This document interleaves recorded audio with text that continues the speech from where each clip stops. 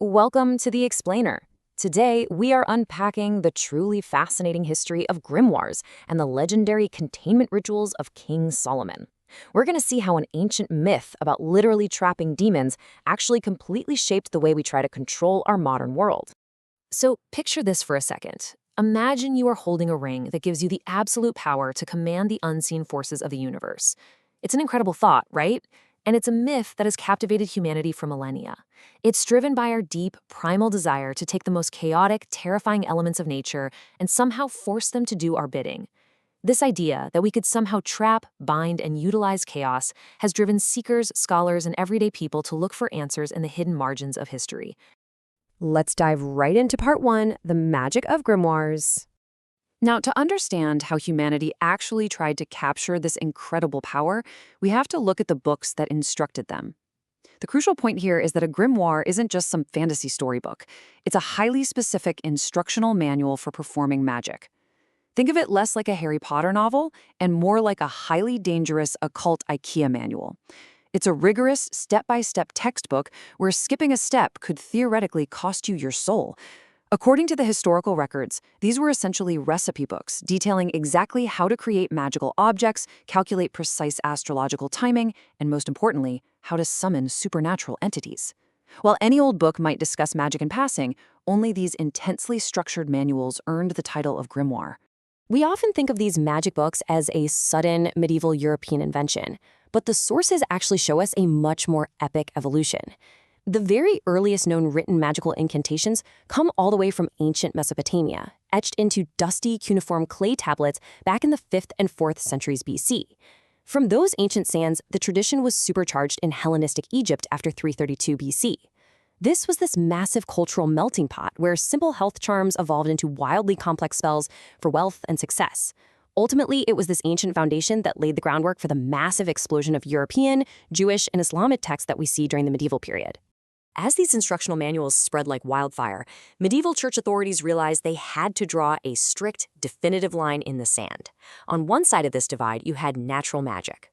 This was largely tolerated by the powers that be, viewed as an acceptable way to harness the hidden, God-given powers of nature.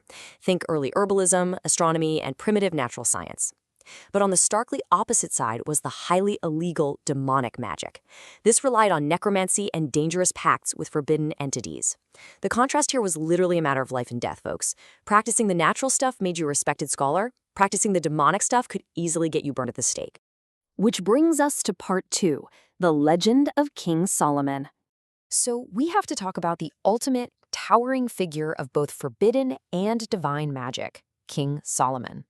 If you look at the apocryphal literature, specifically a Greek text from late antiquity called the Testament of Solomon, we see the absolute foundation of this legend.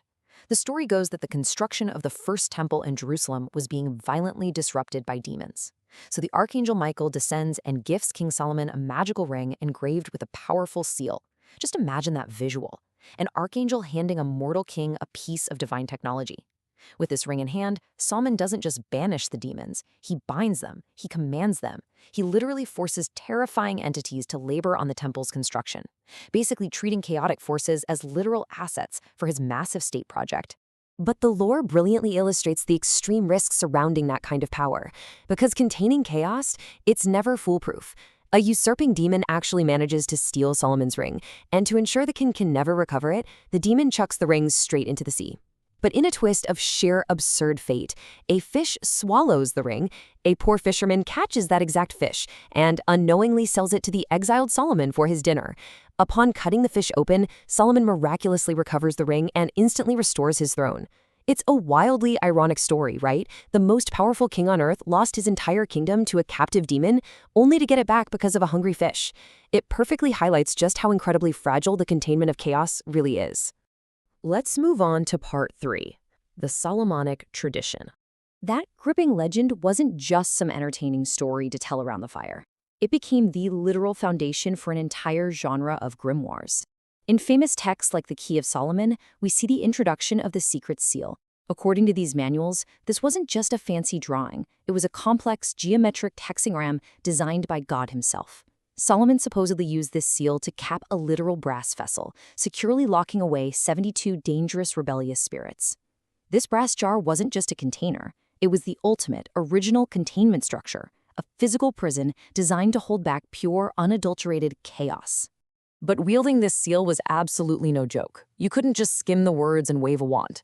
Practitioners had to undergo incredibly intense purifications. We're talking about fasting for a solid month, confessing all of your sins, waiting for precise astrological timing, like making sure the moon was perfectly positioned in Virgo, and then writing your spells on virgin parchment using the blood of a specific animal.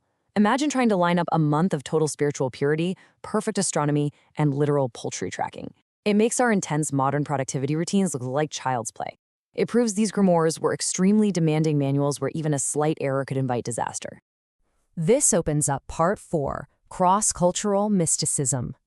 The incredible thing about the Solomonic tradition is that it didn't stick confined to just one religion or one region. Consider the medieval Islamic scholar al-Buni. In Islamic tradition, Solomon, or Solomon, is deeply revered as a prophet who commanded the jinn. Well, al-Buni brilliantly adapted this high-level magic into practical, protective signs for everyday people. He claimed that a ship carrying his specific geometric symbols would never sink, and a house bearing them would never burn down. This was the complex mathematics of divine magic directly translated into everyday survival, giving common people a tangible shield against an unpredictable world. And the sociological impact of this is truly fascinating when we look at how human beings cope with uncertainty. In places like the harsh mountains of Yemen, this form of permitted white magic was literally a matter of life and death. When human engineering simply wasn't enough to guarantee that unpredictable rains would fill their vital water cisterns, these communities turned to these formulaic invocations. Magic here wasn't about flying on carpets. It was a psychological and practical tool utilized when survival was left up to chance. Much like how we might rely on complex algorithms or massive insurance policies today, these communities rely on the structured formulas of Solomon to give them a sense of security. From there, the tradition just kept traveling, spreading its influence across continents and centuries. We see it traveling to the Americas through the African diaspora, where European magical texts seamlessly merged with ancestral practices to form hoodoo, utilizing the grand symbol of Solomon on petition papers. And the momentum doesn't stop there. We even see it shaping the very national identity of Ethiopia, whose ruling dynasty claimed direct, unbroken descent from Menelik, the son of King Solomon and the Queen of Sheba. The myth had truly gone global. Which brings us, finally, to Part 5, Magic of the Modern Mind.